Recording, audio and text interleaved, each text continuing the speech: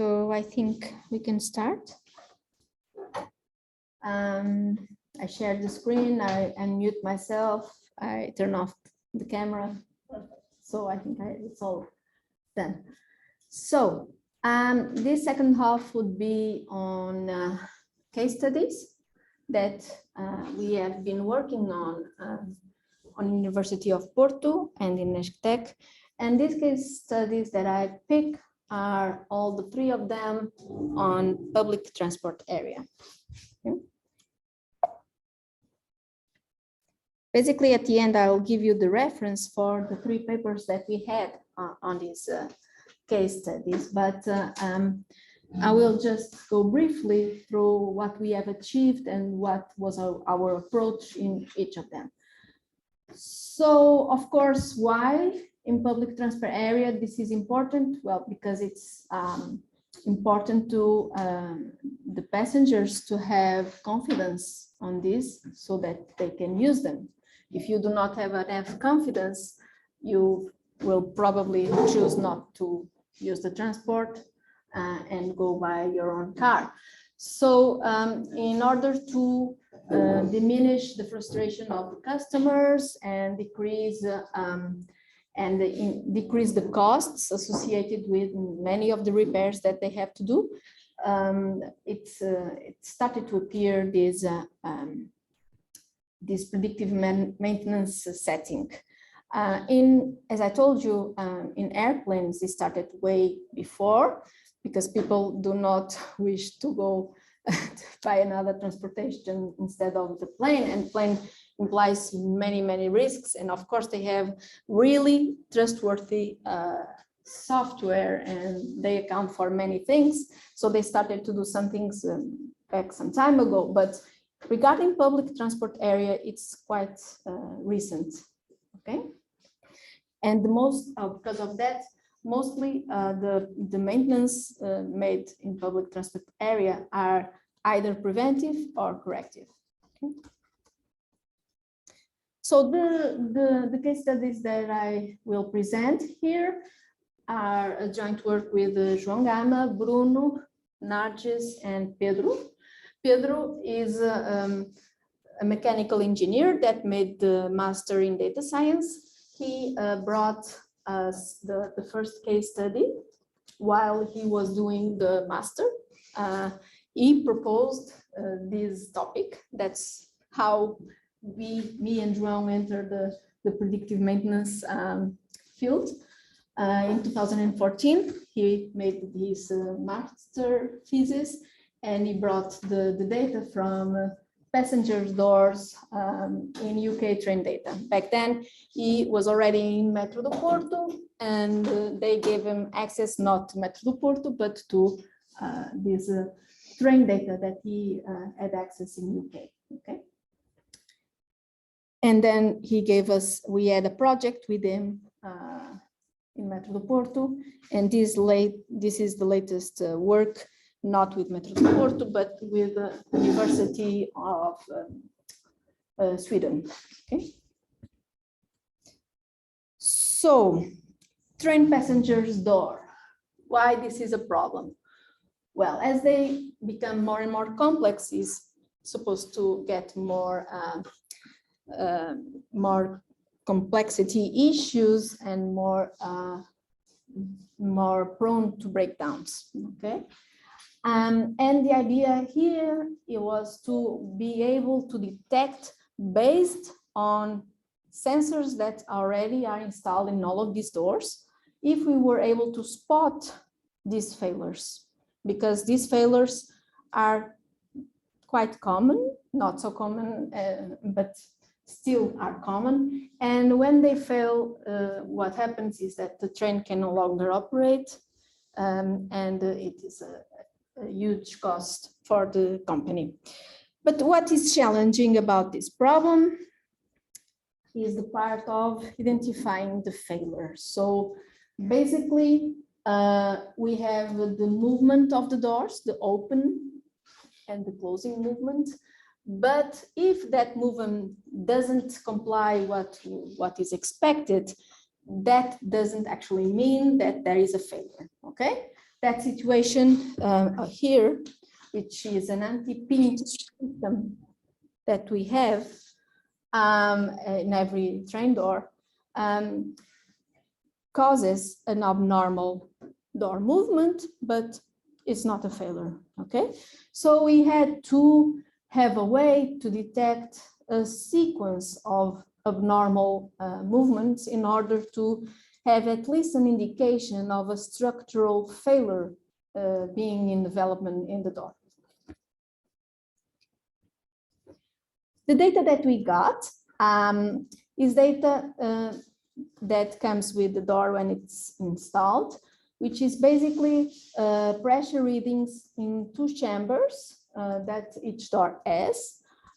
This has to do with the air that is injected into the pneumatic actuator. And we had these pressure readings for 110 seconds for 3 months, only 3 months of data, but is what we got.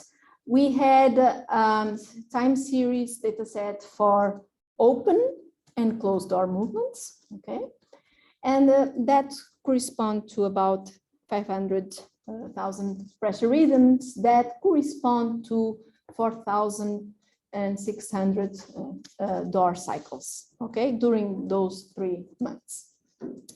The thing is that we learned back then is that it is expected that the functioning of these movements would change over time. And change over time according also to the meteorological conditions, okay? If it's in the winter, it suffers much extreme low temperatures, and that affects the time of the movement. So the time of the movement, either for opening or closing, it's not steady. So we cannot rely really on the time of the window, close or to open. So what to do with this data? So here it came the input of the student, which was a mechanical engineer. And he said, first of all, he advised us to model in a different way the open movements and the closing movements. So we had 2 different data sets, one for the open cycles and another one for the closing cycles. And then for capturing the values within a cycle, he suggested to make the difference between these 2 chambers that exist in the inlet air and outlet air, okay? So we do this. In one case, you see that it's positive, in the other case it's negative because it's the air that goes in and then goes out. And it suggested to, let's take the cycle duration, make 5 equal width pins, and take for each bin this value here, which is basically the average of the difference between the 2 chambers multiplied by the cycle duration. Why? Because an increased cycle duration might be an indicator of something that is wrong. So we wanted to incorporate into the feature something that would signal in the direction that the cycle duration is an aspect to take into account. So we come up with these 5 features to describe a whole cycle, okay? I'm sorry. So one cycle will become like a vector of 5 features. Yeah. So why don't we get the cycle duration to be the 6 features in the vectors? We could, it's a possibility, but we think that by doing that, that would be counted, if the cycle duration is big, will be counted for all the features and for all the subsequent intervals, and will amplify the impact of the cycle duration instead of just one. Right? Yeah, Okay. the range of the features will be much more different if the cycle duration is smaller. Okay. Then we get access to the labeling.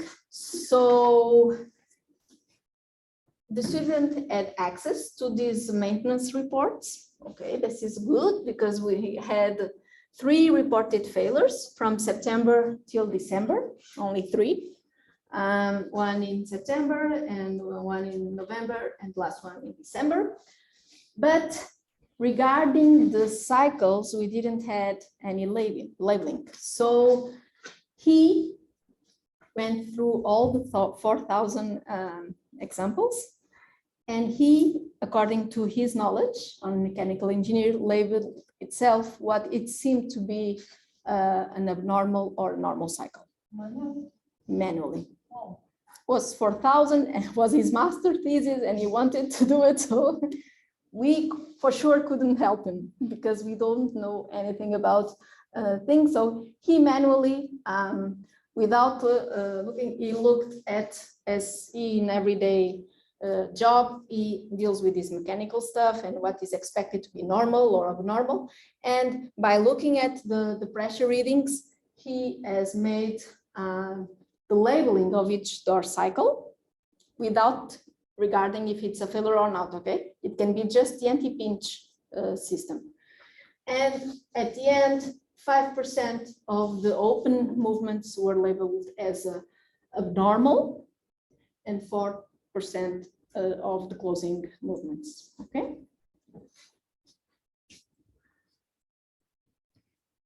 This is why I tell that in this particular case, it was very important to have the domain expert input, because otherwise we couldn't have such labels. Then our approach was basically a 2-step approach that we have been using on the 3 case studies that I will show you, because it turns out to be kind of simple and it works quite well. Well, what we do is, on the first step, we do an actual binary classification problem where we want to detect the abnormal case, okay? We want to state if it is normal or abnormal. And for that purpose, we can use a bunch of models and machine learning algorithms. And the second stage, what we do is take the output of the first stage, and then we are trying to spot if the first stage is signaling a sequence of abnormal cycles, okay? And if it signals a lot of sequence of abnormal cycles, that might be an indication of a failure. Otherwise, if it's an isolated one, it should not be indicated as a failure. So for the first step, we did the cycle classification, 1 being normal and abnormal being 0. We used algorithms that I will mention to you just afterwards, but basically one unsupervised that didn't need the input from the domain expert, and the others semi-supervised. We came up with this metric. It was proposed by us. It's not really a standard metric, but basically this is to cope with that subsequent false positives that I told you in the first half. So basically when they are all together, I count only for 1. And the same I do with the imposter pass rate, which are false negatives. If they are all together, I count only for 1, okay? But any other metric could be used. Then the key step after this and obtaining this sequence of output from normal or abnormal cycle, we want to classify the sequence of cycles. And I want to classify the sequence of cycles as a normal or a failure, okay? What happens? In the previous step, we did not take into account any dependency between the observations. It's a standard classification problem, and we didn't care about if the examples are the time dependent, which in fact they are, but we didn't care. At this point, we wanted to take into account that time dependency, so we want to see if there is a subsequent failure or abnormal cycle, okay, to make that indicator of a possible failure. And we resort to a very simple thing, which is the low pass filter. This low pass filter would probably you are aware of. It's a kind of filter that smooths a signal. In this case, what he does is if we have 1 as normal and 0 as abnormal, this makes something like if we have, let me put, if we have, doesn't write very well, but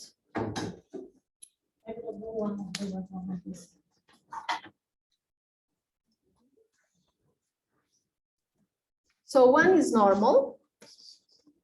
Oh. 1 is normal. No, it's fine. 1 is normal. And imagine that we have something that is normal, normal, and then abnormal because someone put the hand and the anti-pinch system function. But then it became normal, normal, normal. And then it happens something that is abnormal, but it stays like abnormal for a time, okay? What the low pass filter does to this is, okay, this will be 1. When this drops, it means that, okay, this will affect the signal, but in a kind of smooth way. I don't want him to drop abruptly, so he will have something like this, but as the following is 1, we go up again, okay? And as we approach here, is starting to have a lot of zeros, so the filter will go down and down and down, okay? So the main idea is to smooth out the signal, and this has into account, look, the previous, the current step of the filter is dependent on the previous values. So here we are accounting for the time dependence of the signals. And what we do on this is to establish, okay, below a certain threshold, it's probably a failure, okay? Regarding the memory models, we wanted to prove that static models don't work. We knew already because the student back then told us, look, it's not supposed to work always the same way. Even since the start, it is installed. As the time evolves, even without considering the external conditions, is supposed to evolve with time. Doors do not have a steady behavior, okay? But we want to test that. So we learned a static model, which was on the first month, and tested with the following ones. And then we made 3 models. 2 of them based on a sliding window, where for training, we used 4 weeks and test on the following week. The only difference between the 2 is that the first one would include the expert feedback. So we would take into account the labeling made by the domain expert, while the second one will only rely on his own predictions. So basically, he only used the labeling from the expert for the first month. And from that point on, he will no longer need the labeling for the expert whatsoever, okay? That's what we call self-feedback. And then we wanted also to test if a growing window would be better. So keeping track of all the data since the beginning, okay? Then regarding the learning strategies, we use this, none of this is deep learning. Is an autoencoder, a shallow autoencoder, 1 class SVM and 1 class classification, which is an algorithm that is on Weka. And we only come up with that 1 box plot ensemble that I will show you how it works. It's a very simple one, and it turned out to have very good results as well. Of course, this is on a limit time frame. It is on a single door, and we did not add access to much more data. We asked, but we didn't add access to really improve the results. But the thing is that simple strategies seem to work very well on this specific problem. And of course, the alpha parameter of low pass filter was tuned in order to the low pass filter to have more or less inertia to the difference between the signals that we get as normal or abnormal. You should tune and see because it's dependent on the application. Regarding this, I will not, of course, tell you about this because these are standard, but regarding this, I just have a slide here. What is the intuition of this? You learn, you have a sliding window of 4 weeks. What we do to learn this model is have a box plot for each of the features in that sliding window, okay? So that's the model of our sliding window. When the new example comes, we will see where does it stand on the box plot distribution that we have of the 4 weeks before, okay? If the example comes and only lies within the fences of the box plot, like the green one, we consider this as normal. If one of the features of the example that comes is considered an outlier, then we consider all this movement as abnormal. Okay, this is just that. So this is only based on statistics and on computation of the box plots. And here I have the results. I will show you the results of this strategy and of the autoencoder, which were the best ones. So basically, again, this is the output of our model using a sliding window with self-feedback. So we incorporated the predictions that were made by the model, okay? But we are using just the normal one. So if the model predicts something as abnormal, we don't train with that one, okay? We keep only the normal ones. It's like a semi-supervised way. And of course, we apply afterwards the low pass filter. So what we see here, these gray areas correspond to the failures. Remember that we only had 3 failures. The first one was used for training in September. It occurred in September. And this is the weeks until December. And these are the failures on the open movement. There are 2, and this in the closing movement, okay? With this threshold at 0.5, what we see here is that this box plot ensemble does 2 false alarms here, okay, 1 here, and then is able to spot these 2 failures. Well, it's able to spot not as early as would be useful, but it makes not failure prediction, but failure detection, yeah? It is able to spot on the opening and on the closing movement, okay? This is the box plot ensemble. If we change to the autoencoder, it's much more steady. And here we don't have false alarms. In this case was the best result because we actually spotted these 2. In the closing, it wasn't able to spot, but okay, the failure happened at both of the movements, so we were able to spot it. So this turned out to be a quite simple approach that gives some interesting results regarding the complexity of the approach. It's not very difficult, and it at least does fault detection, okay? Sorry. So I don't understand why after the failure, the line it goes up again, because it means that the door somehow goes back to a normal state. Yeah. Should it be like constantly going down? Should. I don't know, because here are the reports of failures during the scheduled maintenance at the workshop. And I don't know if in tests they were doing there was something that they will do to try to make it going good again, and then it went back again. I don't know, because this time period was while it was in the workshop.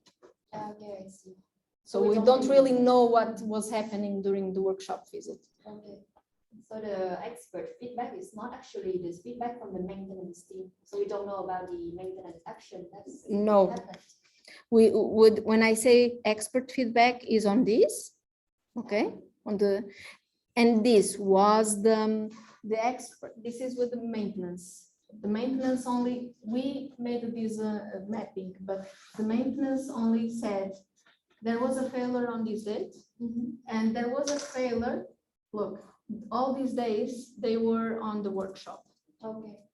And we do not know what they did on these 3 days, because it didn't, that's why prescriptive maintenance, it's so hard, because in order to have this combined plan of actions, we would need someone at the workshop to really state what he's doing and what tests and what's the output. And at least they gave us this, not so bad. Sometimes they don't even have this. Well, they have, but they don't give.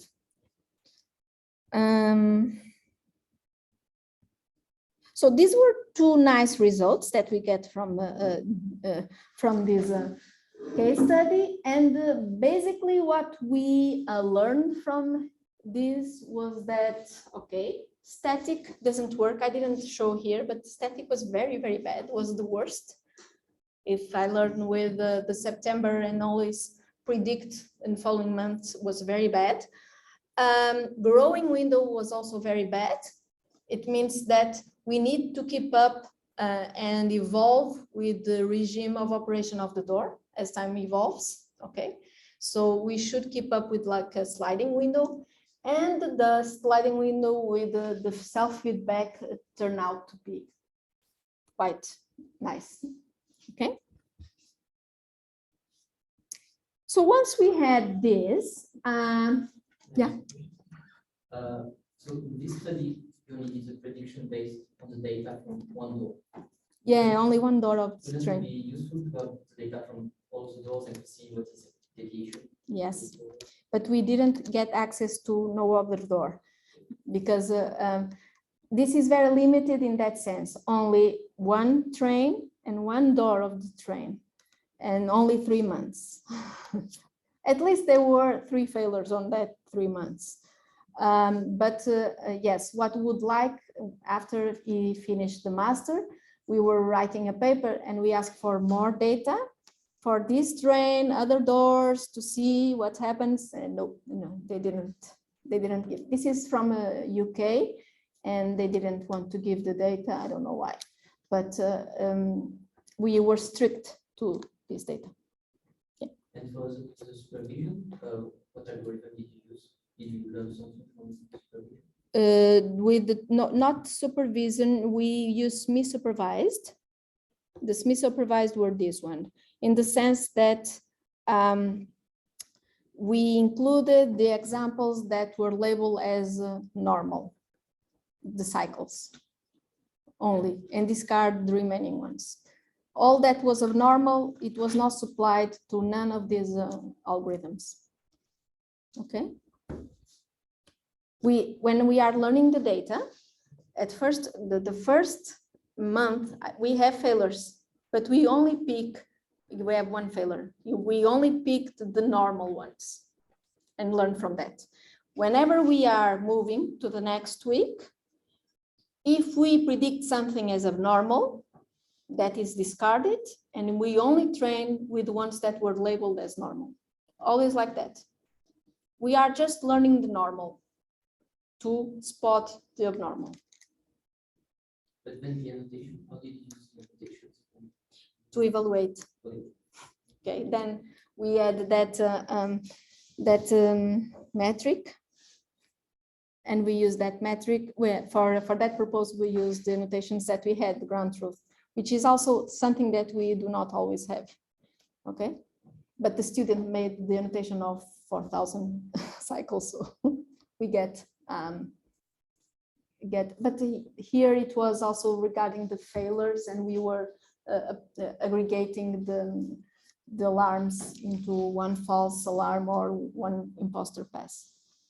And would it be possible to do some active learning here? Because yeah. so few yeah. example that maybe the algorithm provide. Yes, that could be done. That could be done. But we had, he made all this labeling at first, but yes, we could. Active learning is actually one of the things where in heating systems is used quite a lot. So they ask for the expert for some specific examples, not to all of them. Yeah.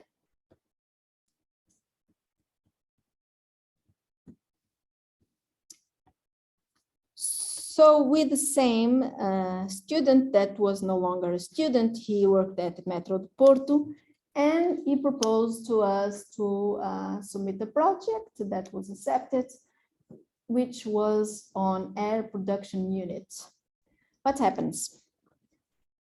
I don't know if you know the role of air production unit, probably not. I was not also in the field. But basically is one of the equipments that it's most responsible for the failures in metros and trains. The air pressure unit is what makes sure that regardless of the passengers that are in the train is aligned with the platform. Okay, so that APU, which is the air production unit, has to work in order to, as passengers go out and enter, it stays aligned with the platform always. So this is a very and highly requested component. And critically, I don't know if it's for costs, is not redundant in the sense that one train has only one APU. Okay. Also happens with buses and lots of cases like that. So what happens is when that APU fails, so that the train doesn't stop aligned with the platform, the train can no longer operate. They are demand to stop, and you have to move out all the passengers, move them to another train, remove the train, and so forth. So he was working in Metro do Porto, and he said, let's see if through data we can spot why these failures happen. None of this was sensorized. So in the project, what the first part of the project was buy and install the sensors. What to sensor, he decided, okay? He decided what was the key things to sensorize in the APU system. And he decided to buy these sensors, which basically, and we sensorized 2 vehicles only. It was analog and digital sensors. As far as I know, this has to do with air pressure, and okay, this is other things that he found that it was important. And we sensorized these APUs, and they were logged at a 1 Hertz frequency that were received to our server. And we had data. We are still receiving data from one of the trains because the other one disappeared, but from one of the trains we are still receiving data. But we had, this work was with data from March until July. And we again want to understand what was the normal operation of this APU. So we use this sliding window again of 4 weeks and test with 1 week. Apparently in trains, that 4 weeks, it's a good option.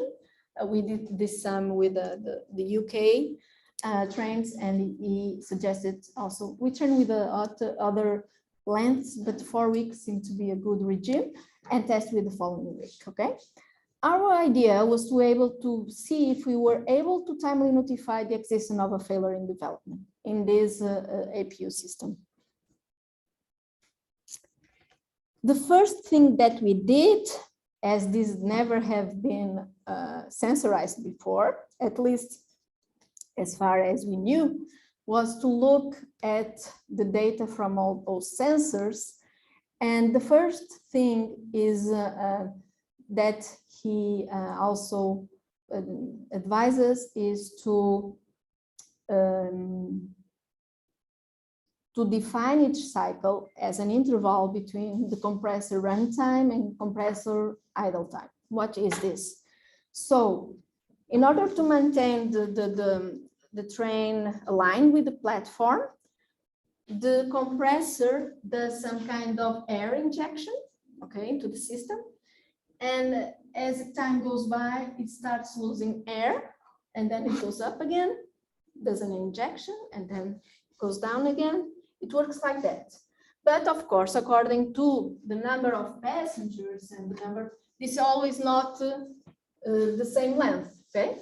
Sometimes, I don't know exactly the process, but we had something like, I don't write here. We had something like, sometimes it was sometimes it was here, sometimes it was here, okay? We knew that has this shape because of the air injection and decreasing, but imagine that when you have a lot of passengers, probably you lose much faster, or is the other way around, I don't know, okay? But the thing was that we had this air injection and this loss of air. So the compressor, we say that the compressor is running when he does this injection, and then it becomes idle. Okay? And we look at the data, and we decided to do this like we did before with opening and closing movements. We decided to see what was the behavior of the variables during the compressor runtime and the compressor idle time. And we decided that, for instance, regarding this sensor, which is the TP3, which is a air pressure, we decided to know how was this cycle, again, to split into bins. This time, to capture better the length of the increasing and the length of decreasing, we decided to put 2 bins here until it goes up, and then 5 bins more. We tried others, but if we put too fewer, it wouldn't be so smooth capturing the decreasing. If we put too much, also it would be very, so we came up with these 7 bins at the end, okay? So 2 to the up and 5 to going down. And we took the average, and once more, we magnified those features by the cycle duration once more, because the cycle duration might be an indication that it's struggling, okay? Basically is what he said. And regarding the number of ones, of digital sensor data, we just counted the times that we had ones in the digital sensor data. So once we get this data segment into intervals, compressor runtime and compressor idle time, we did this feature extraction for each segment, and we used here a sparse autoencoder because we had a lot of data, and we used a sparse autoencoder to get rid of some variables because we wanted him to see if it achieved good results with an autoencoder, which should not be shallow because we had too much data. And we use also the threshold calculation, but now it was based on box plot analysis of the reconstruction error. So basically, when you are using an autoencoder, we are reconstructing the input, yeah? And you can calculate the reconstruction error. If the error is huge, that might be an indicator that the example that just got in is not a normal one, okay? So to define what is extreme or huge, we use the distribution of the box plot distribution, sorry, of the reconstruction error, okay? We take all the errors, see the reconstruction error, and see, okay, here until here, this is a normal or expected reconstruction error. From this point on, this might be abnormal.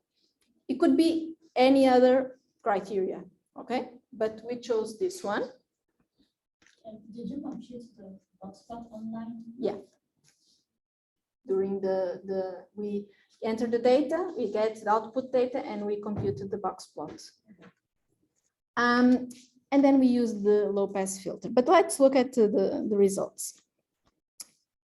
So we had about 25 inputs for our sparse autoencoder, with 16 being analog and 9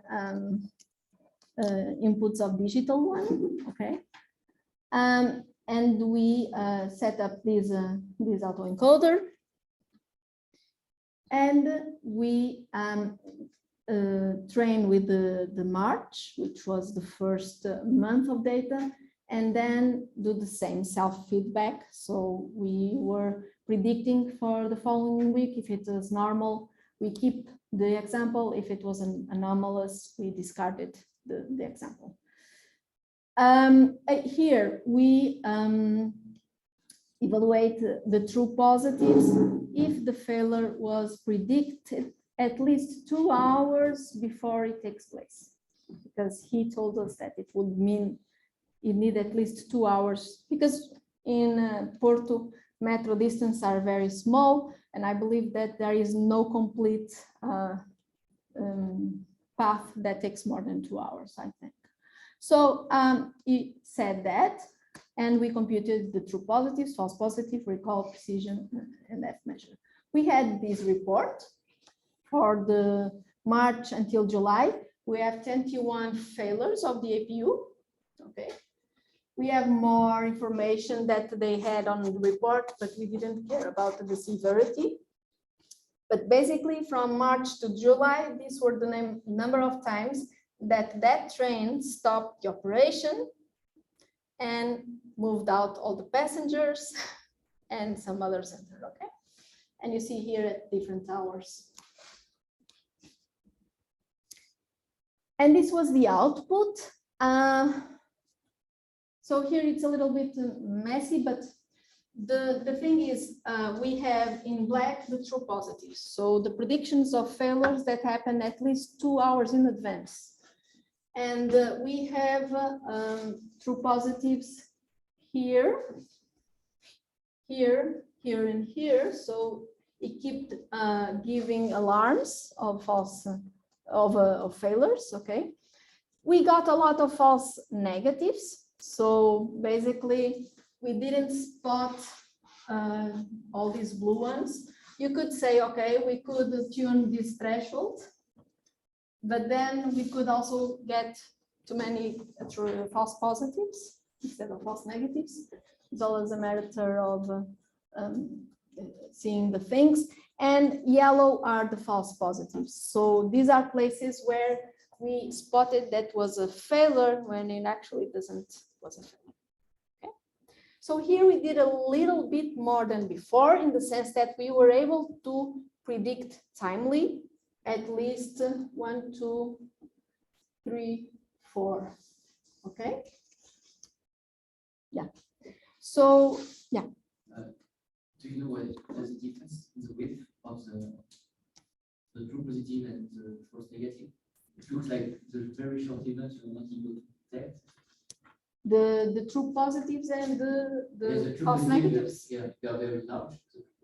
Because well, I don't know, but probably because here they were very small. Let me see if before on the report, things like in the before he had only like 1 day, and there 1 day midnight until, I don't know how they report this, but this is regarding this time period. So here, for instance, it was from 3 a.m. 20 to 4, just a few minutes. I don't know why. Here, 20 minutes also. Oh, it's the minutes, its duration is here. So I don't know how they get to these minutes, but it was what is reported. Okay. So we get, these are the larger ones, and these are smaller ones. Yes, it's true that we have things like 20 minutes failures. Yeah? Okay. Maybe it's harder to detect short failure. Yeah, probably. But the idea was to detect 2 hours before, and to detect the the start of a failure. And we were not able to detect all these ones. We were able to detect the start of a failure in a timely manner of 4 of them only. Sorry about the Let me failure see. report. Yeah, I'm not sure if it's a coincidence, but I think half the failure reports it occur during off-peak hours. There shouldn't be so many passengers during those times.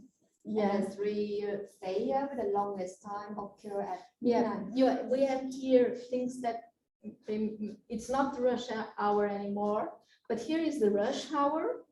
But it's true, during here, they are not even circulating. Yeah, and during midnight, I think there's a failure. Yeah, they stop circulating, I think at midnight or 1 a.m. and they start again at 6 a.m. So I don't know. I know that in the workshop where they stay at night, they are doing some preventive maintenance. Okay, so probably this came from some preventive maintenance that was being made and someone reported that there was a failure there. I don't know, but probably to happen at these hours, they were not in operation. They were only operating at these hours. But there's also one that appears like for the whole day, like the number 17. Number 17. Yeah, this one like happens for the whole day, which Yeah, probably that he stayed the whole day in the workshop. Yeah, it's because we didn't merge. The failures. Yeah, because some we stays per days and it's 3 failures. Yeah, you are right. It's what was not merged, but this corresponds to, so it was day 3. No, it's day 3, but the 16, 5 and 17, 7, 18. yeah, 5, 6, and 7. Yeah, it's the same. Yeah, you are true.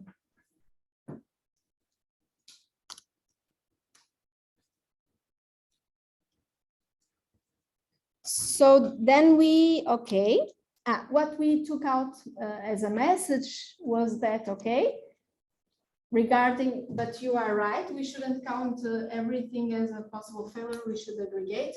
But as true positives, we were able to detect good results with analog or digital inputs.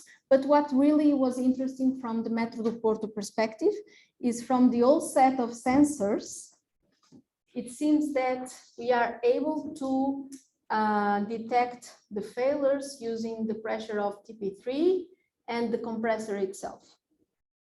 It seems that because we did experiments with the other sensors, and the other sensors didn't give valuable information. So the take-home message for Metro do Porto is, if you have only 2 sensors installed, probably we could detect the failures. Then the project ends. We are still gathering data, but we are not working on that data particularly, but we are still having data to work on.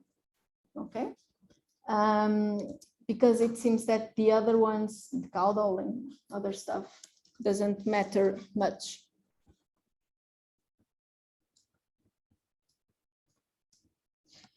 So to finish up, yeah. I'm just having like one question. Yeah. Regarding the notes.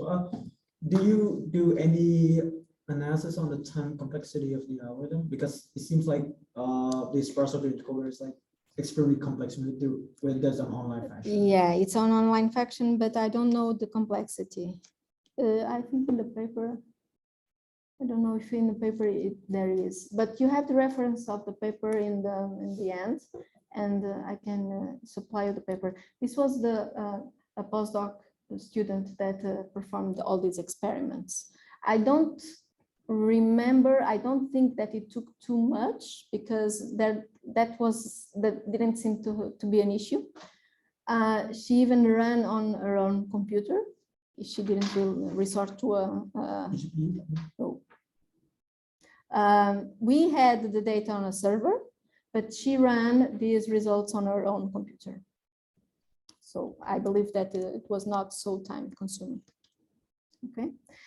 Sparse autoencoder also gets rid of some of the features. I don't know if that might interfere also with the complexity of calculations it has. So probably it would have. The last case study was not with data from Metro do Porto, was with data from Volvo Bus from Sweden. They have a fleet of city buses. They are all sensorized already, okay? So I'm behind schedule. No? So That's all. and this is the last case study. So they have thousands of components and they have lots of sensors already installed. Some of them, of course, make sense for what we understand as we have in our cars, like the temperature, the cooling fan, overuse, something like that. And we took advantage or tried to take advantage of these sensors that were already installed. We did not want to install anything else.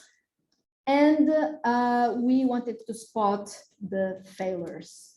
In this case, we had access also to the maintenance workshops visits. But here we have also this large variability, which again is the number of passengers that requires a lot from an equivalent APU. It's not called APU probably, I don't know. And also the variability of the transport routes, they change, weather conditions, a lot of things, okay? So these were the sensors that they had, 10 on board, and these were the sensors that we have used. This time we didn't have the input of any mechanical engineer. We were all data scientists. This is from a group that works also in predictive maintenance in Sweden and from Almstad. And we decided to take an approach such as we have done in the Metro do Porto with this to see how it works, because they use a different approach. And so we didn't know too much about all these sensors. So Yeah, the list that you just showed, this is the sensor or the features? sensors. Different type of sensors. Yeah. And each sensor has many features. Yes, you will see that for each sensor, we make a lot of features. Okay. But these are the sensors that are on board. Then each bus. In each bus. And that are log at 1 Hertz frequency. It's a lot of data, okay? They already have all these sensors installed. This was what they gave us from Volvo. We, of course, collect, this was only on one bus. We have an extension of this work. This will be presented at IDA, this work this year, but we have an extension that we are working on, which is learning on one bus and transferring to the other bus and to the other bus, okay? But this one was focused on only one bus. Okay. So these were the workshop visits that we had reported between that period, January 2012 to December 2014. And what they tell us is something like planned or unplanned, things like that. The start time and the end time, that's what we had. We don't know actually what is the failure, okay? We don't know if it's happening, what is it? But we had this, what we used as ground truth. So they had this off-board vehicle service record, and they have more stuff, but we didn't hear huge those stuff, only the part that if it was a planned or unplanned intervention. So we started again using the normal data from January. So we took the approach of the trains. So we started with 1 month of data, the normal part. So all the things here in January, it was all normal. If this is a chronological order. So we only took January, and we start sliding a window from that point on, and with the self-feedback. We just wanted to know how did the kind of same approach would apply to a different setting. So In this case, we have a lot of frequency noises on those sensors. We have a lot of frequency noises, so we had to do some data cleaning. And then we did this data segmentation into sliding timing windows. And I am not correct. We didn't did for 1 month. We tried different sliding windows, and you will see the impact of different sliding windows on this case, because 1 month didn't work well. And we did some feature extraction. I will tell you in a bit what were they. It's not very smart. It's just a set of descriptive statistics. And we resort to LSTMs, autoencoders, to see if it gets good results, taking into account these time dependencies. Okay. We also tried sparse autoencoder, but it didn't get better results. Here it seems that the time dependency on the encoding and decoding seem to have a good effect. And then we use that part of the reconstruction error with the box plot analysis and the low pass filter. Look, all this also passes through the low pass filter, is what it gives us the notion of subsequent of normal states. Okay, so if we have a lot of them, the low pass filter makes the signal goes down. If it's an isolated one, it doesn't move too much. Okay, this is the architecture of our approach, and basically I will go through this but starting here, we get raw data from sensors, and before moving to anything else, we saw that there was a lot of white noise in the sensors and in our overall sensors. So we again filtered the data. It happened to be also a low pass filter, but could be other filter. But we wanted to reduce the influence of high frequency noises. Okay. And so we pass the data through a low pass filter. This is an example of just one of the sensors, which is the engine speed. You see that the engine speed is very, of course, he has to stop a lot of times, but this is only for an hour period from 250 till 340. And the speed has a lot of ups and downs, and we wanted to remove these high frequency values that can be white noise.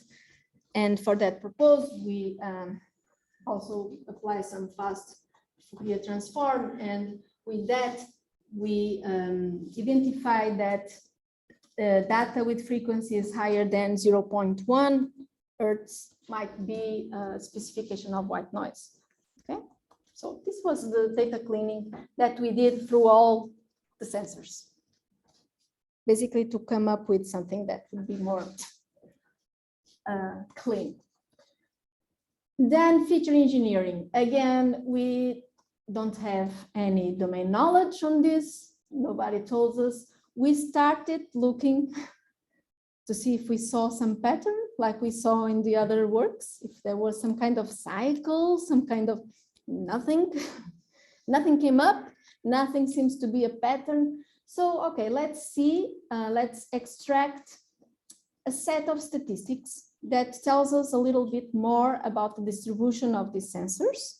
So for each sensor and for each selected sliding window, because we tested several sliding windows, we took those number of features, which are 10. So imagine we have those sensors and we multiply each sensor by having 10 features for each sensor. The mean, the standard deviation, the skewness, the kurtosis, quantiles was the 4 quartiles and deciles. Basically, statistics from the distribution. And we did here a study on selecting the optimal sliding window. We did some testing. And what we did after selecting what would be the optimal sliding window, we provide this for each sensor was described for each time window by all those features, okay, that were then inputted to the network, which was the LSTM autoencoder, okay? Basically, at the end of this process, we supply 18 sensors times 10, okay? 18 sensors, each sensor has 10,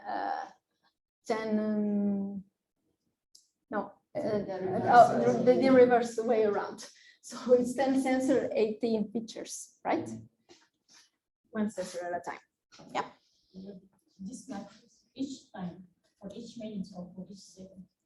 It's for each sliding window that we tested with several minutes, and we come up with the best one was 4 minutes long. So, okay.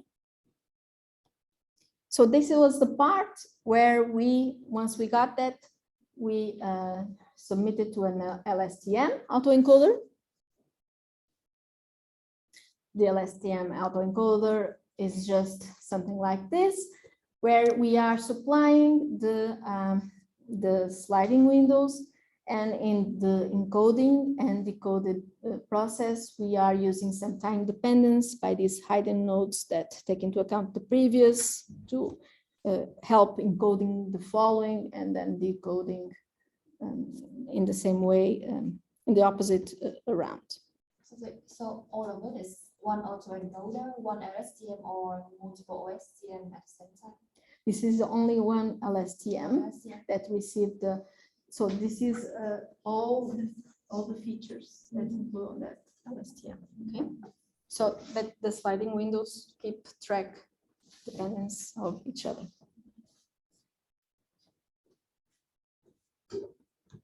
And what we did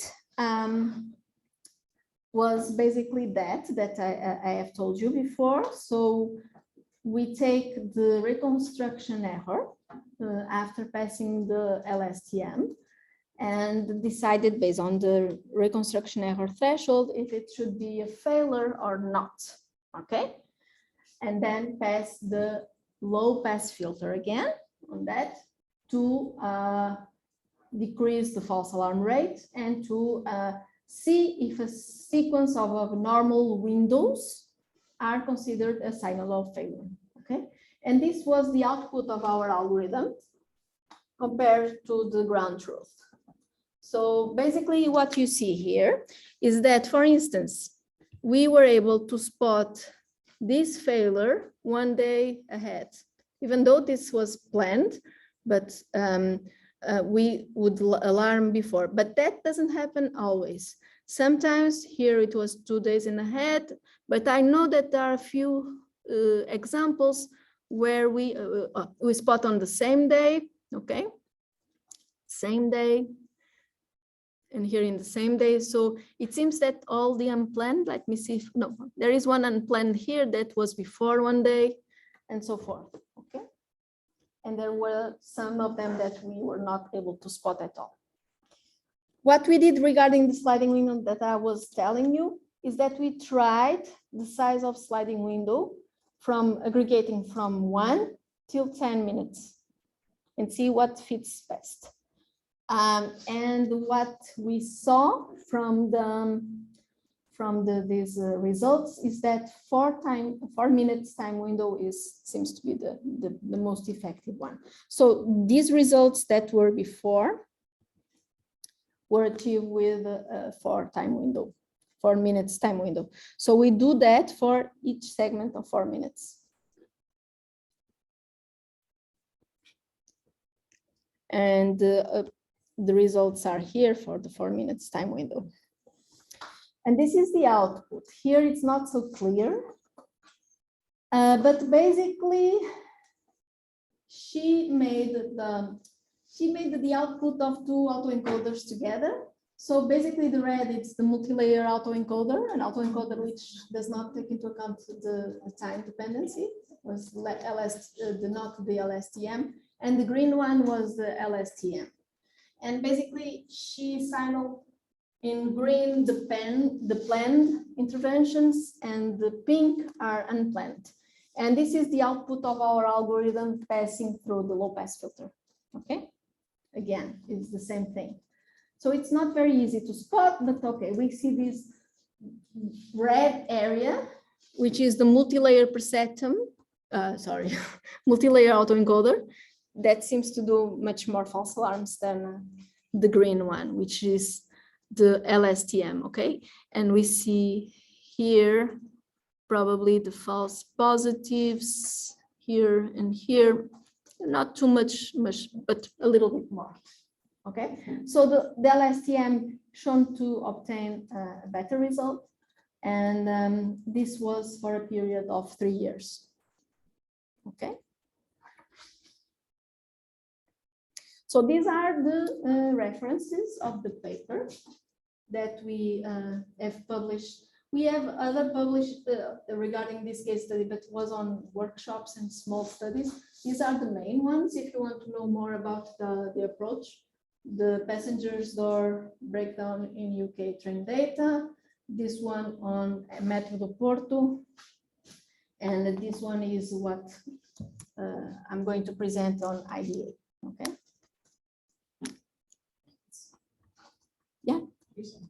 Yeah, this one is recent, but we are working, but IDA we submitted back in December, I think. But we are working on transfer learning with same data of Volvo, learning from one bus and transferring to another, and then updating this other according to the regime of that. That is a work in progress, almost done.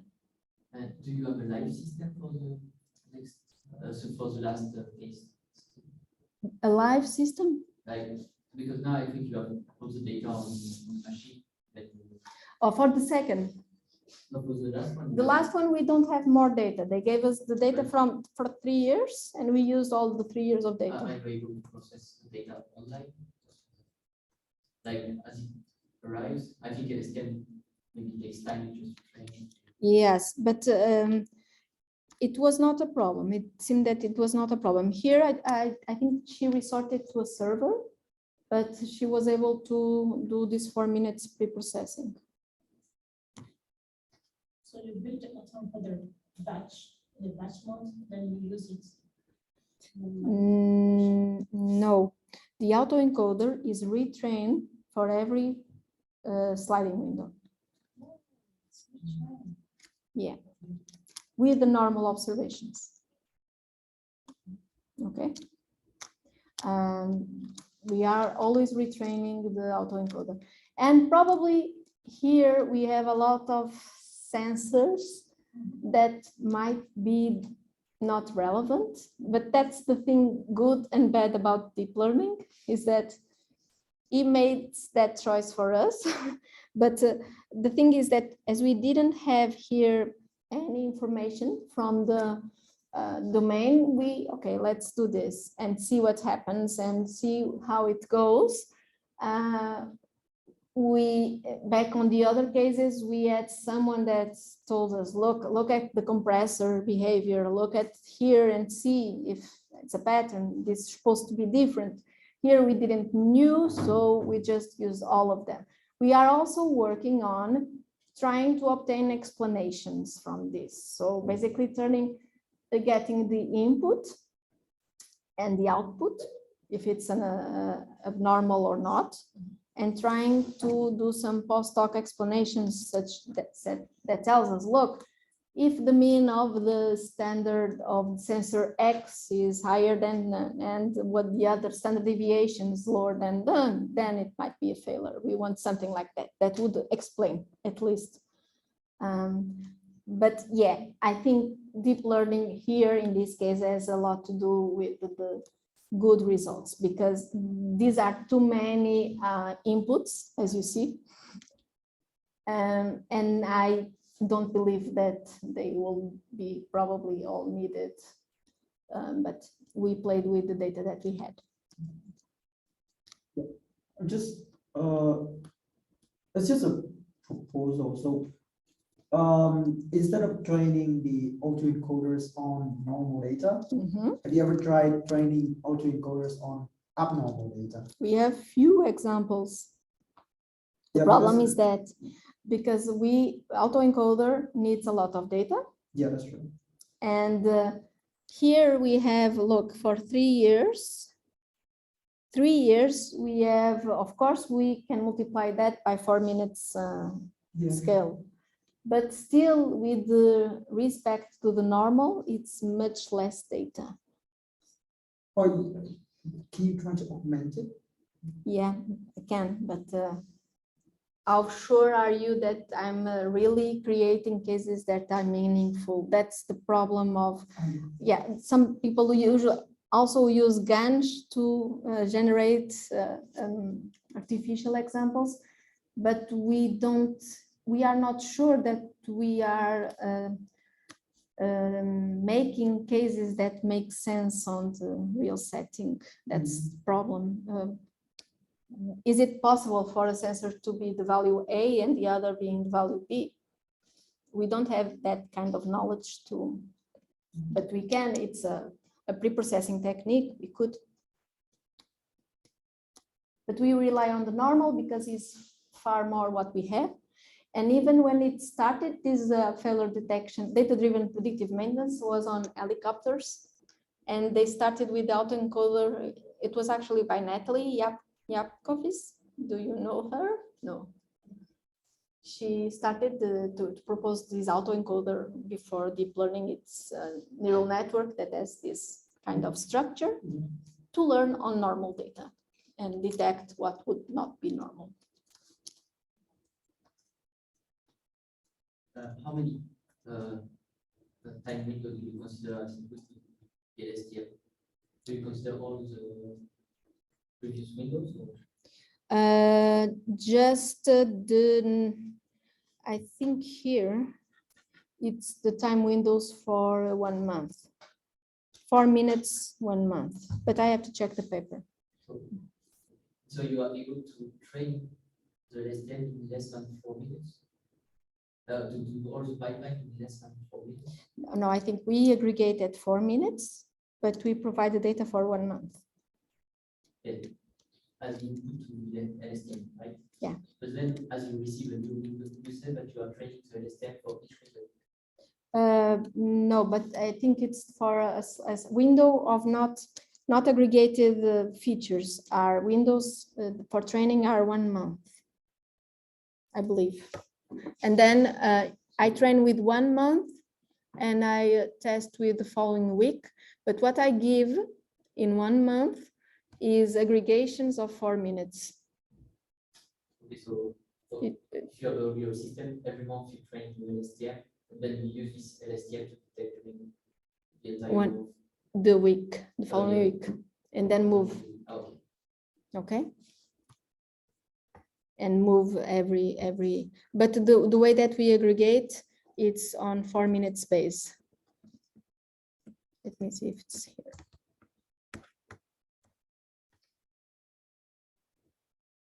This is using a 4 minutes time window, but this time window is not the sliding window, is the aggregation that we do on the sliding window. Okay. I told you before. So I have here the papers, but you are free to contact me if you need any other thing or inputs. Suggestions will also be welcome. We are currently on a project which is XPM, which is explainable predictive maintenance, and it's together with Sweden, Poland, and France from LIAAD. Okay. It's a new project or? Yeah, it started last year. It made the year in March. Okay. And it's supposed to go until 23. But we are probably asking for an extension because of human resources are very hard to get. Yeah. They all go to companies. Don't know why. But not in our case. but Poland struggled a lot to get human resources. So, and also Lille. So he didn't get the postdoc yet. So Economical yeah. situations. And for this project, you are looking for like PhD students or master students or? From our side in University of Porto, we only ask for a postdoc and we have it. But on Lille, they are asking for a postdoc and they are not able to find it. And on Poland, I think they are both looking for a PhD student and a postdoc. I'm not sure. In Sweden, I have to ask. But they are struggling with human resources. That's what happened not only in this project. I have another project at the University of Porto. They start the project, then a company comes and offers something and they go out. Unless you are interested in following an academic career, you don't stay with a scholarship. So it's really interesting to see the applications, especially the third one. Yeah. The bus. And The bus, yeah. And that one, we have a lot of data and we are doing two things with the bus, the transfer learning and the explanations. We are working on both. Yeah, explanations is with Saúl. Oh, wow. Okay. Didn't know he can multitasking. Like, Yes, you can do a lot. No, it's just implemented some things that we ask in River. oh, really? Yeah. So At least it's useful. yeah, it's useful. It doesn't use deep learning. Yeah. Well, you know, because River doesn't have deep learning, the IBM created one module based on River. They call it Sail. But then we mocked them because Sail cannot run with that River. Oh, okay. Yes, deep learning is everywhere nowadays. It's hard to escape. It gives good results, but I personally don't like these old black box models that just give you the output. So we use deep learning because we actually get better results, but we are trying to obtain explanations and do some work on feature engineering and try to make sense of what we are doing before. But yeah, deep learning with this raw sensor data works well. It does all the feature extraction for you and magic. So, thank you very much. Thank for you. this,